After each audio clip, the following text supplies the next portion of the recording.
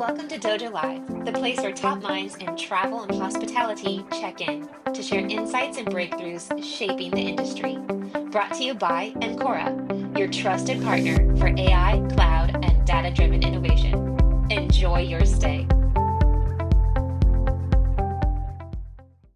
Welcome to Dojo Live here at HITEC 2025 in Indianapolis, Indiana. Of course, host Kim Lantis here. Happy to be at the Amadeus booth with none other than Katie Moro, who is the VP of Data Partnerships. Katie, thank you so much for joining me today. I know HITEC's busy. It's a busy schedule. So it is, but thank you for having me. I'm excited to be here. Yes, we super appreciate it as well. You know, to kick things off, for those who might not know you, your personal story, what excites you about hospitality, and of course, a little bit about your role, if you could. Absolutely. So, Katie Moro, I'm Vice President of Data Partnerships. I work in travel intelligence at Amadeus Hospitality. I actually started my journey in hotels, but then I quickly moved to a small company called Rubicon, who was acquired by TravelClick and then Amadeus. So I've been here 18 years almost. Oh, wow. And what excites me the most is definitely data. I get a big smile on my face whenever I get a chance to talk about data. I love it. I love it. You know, thank you. You know, we're seeing some big moves from Amadeus this year, particularly with the new AI integrations. We're gonna have to talk a little bit more AI than data. I do apologize, but that's okay. You know, with your Demand 360 and Meeting Broker, I would like for you to please walk us through how these tools are evolving and what platforms they're helping to solve in real terms, and of course, how you're using your data to make that reality as well. Yeah, and so I will stick to the AI, but it's all about the data and how AI is helping hoteliers use There's a triangle, data. Right? AI, data, and now cloud. You cannot have one without Exactly, that's right. And so for Demand 360, so we recently launched Amadeus Advisor actually in our Agency 360 product, which is more of a sales-focused tool within hotels. And we are now launching it in Demand 360 in the next couple of weeks. And I'm very excited because Demand 360 is more used by revenue leaders, people who are more analytical, and they're really trying to get to the depth of the data. And so with this chatbot capability, they'll be able to ask questions in natural language of the data, get responses, and really it's going to create not only revenue opportunities, but also streamline operational efficiencies, right? And really be able to have the revenue person or the sales leader do strategic jobs that actually will impact the business as opposed to having to dig through data all of the time. So I'm super excited, and Demand 360 is very near and dear to my heart, so I'm very excited about this opportunity. And on the Meeting Broker side, listen, outside of the travel intelligence world, but still very, very important to our business, and this AI enhancement will allow hoteliers to automatically respond to RFP requests, and it will take a lot of the work away that right now people are having to do, and again, allow those salespeople maybe to be out with customers, et cetera, as opposed to having to respond continuously to RFP requests. Right, and get to respond to all of them. Exactly. Yeah. Yes, exactly, because there's a lot that don't get responded to, so that hopefully will increase the number of RFPs being responded to for sure. Yeah, and I mean, and maybe even offer alternatives of, oop, that's not available, but this is, Absolutely. Or those types of things. Let's talk a little bit about that in terms of smarter forecasting for the automatic RFP responses. What excites you most, I guess, about where the technology is, also where it's headed, and what should hotels maybe be preparing for in order to keep up with this pace? So, I mean, taking it outside of Meeting Broker, just in general for AI and being able to take care of the customers, first hotels have to have their data in order. Right? So they have to be able to make sure that they have accurate data. And this is just their internal data, right? Mm-hmm. Accurate data, making sure that they understand who their customers are. We have a customer partner who's working with a cloud-based provider right now, trying to bring all of their personal data together across all of their different regions, because again, that personalization is going to be critical in their success as the next generation of travelers really want that personalization and crave that. And so I think that that's number one, is making sure that your data is accurate, because AI is not good without good data behind it. So that's number one. What's the word I've heard many, many times throughout the show? Hallucination. Yes. Yeah, exactly. So I think that's the first step. And then really just embracing new technology. I mean, a lot of hotels are using antiquated technology, and there's so much opportunity. I mean, this is a great reason to be at HITEC if you're a hotelier, to find what technologies are out there to make sure that you have the right technologies that can support that long-term vision. Absolutely, absolutely.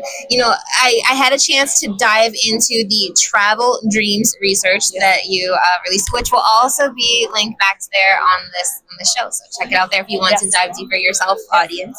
So it is packed with trends around today's travelers and what they want. You mentioned the younger generation. Yes. You know, what are they willing? What do they want? And what are they willing to pay for it? I think is the big question.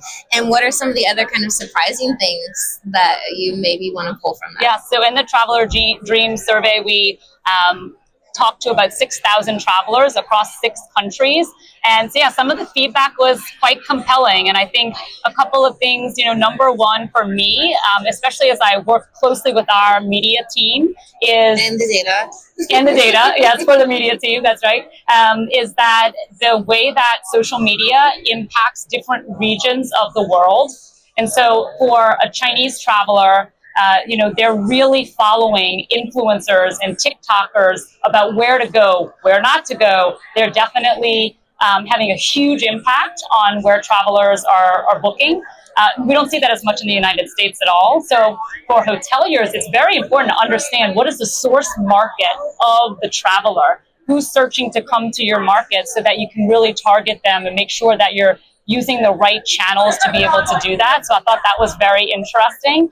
And then also... Can I ask you a question? Remind me if this came up in terms of like Latin America and like other places, WhatsApp, which isn't as big in the United States either. I know, it's not. I don't remember that specifically, but the audience will have to go in and see if it's there or not. But I think it was more around like the social media impact that we saw in the results. And then the other part of it was that the younger generation is willing to pay more for personalized service. And so Amadeus is actually building, as I'm sure you know, our new ACRS, our next generation CRS, which will allow people to book with attributes. So you may like a certain view while I may like another view, and we might be willing to pay for those special, you know, differences. And especially if we saw it in social media. Exactly, especially if you're coming from different markets, that's right. So I think 63% of the next generation was willing to pay 12% more over their room rate to have the personalized amenities that are important to them. So I think for hotels, as they think about the technology and how they're building out, it's not just about the room anymore, right? And they're kind of following the airline model of this online purchasing, et cetera. So I think that there's going to be a lot of opportunity for hotels in the future. You're in the data. Are you also the math whiz? The 63% willing to pay 12% more. What kind of numbers could that mean? Do you have any idea? Well, 63%. So I mean, I don't even know.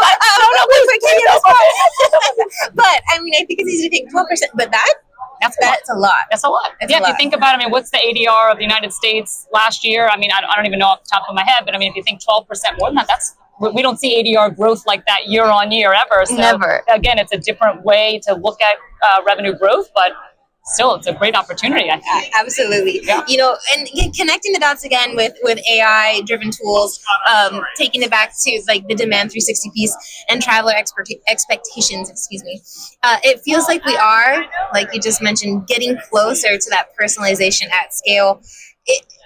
Is there still anything kind of getting in the way? What still needs to click in place maybe for this really to go possible all across the board? So, I mean, I think it's a journey, right? And I think we're still at the beginning of the journey. But when you think about taking the data, whether that's, you know, our data that's more not necessarily personal data in the travel intelligence world, but still being able to understand how people book. So if I take like the airline example, which I've started to show more to hoteliers that they haven't been using in the past, and what I've found is that they're very interested in the cabin class that's booking, the age range that's booking into their markets, because then you can say, okay, if the age range that's booking most into New York City is 65 plus, then maybe TikTok isn't the place to market, right? So you're going to change that strategy. So I think that's the first step in personalization, is just getting to kind of the key understanding of the general people traveling in, right? And then the next step, I would say, like in our partnership with Microsoft, we had recently talked about this in another presentation we did, is that, you know, you think about AI and AI agents and how that will all play out. And I think we'll all have our own identities, which we will then be able to share with companies who will then be able to specifically market. So I think that the plan would be eventually it's one-to-one marketing. Okay. We're not there yet. No. And I think that the hotel industry we'll take baby steps on that journey.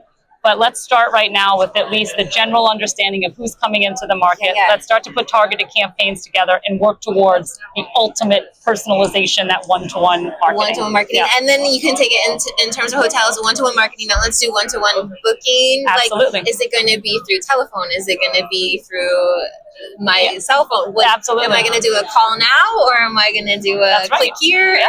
And then being able to pick your attributes and all of the things, right? Like, I think we're going to see a lot of transformation over the next few years for sure. That's fabulous. Thank you. Thank you so much for your time today, Katie. If anybody would like to reach out to you, learn more with you about all that amazing data that you have, or just what's going on at Amadeus in general, what's the best way for them to go about doing that? So you can either go to LinkedIn under Amadeus Hospitality, or you can go to our website where we actually do provide free market level insights. So if you're interested in any of that, it's there on the website. So please, you're welcome to go there and look at all the amazing data that we offer. Amazing. Well, thank you very much. Thank you so much for your time. Absolutely. It's a pleasure to meet you. Thank you all. Goodbye for now.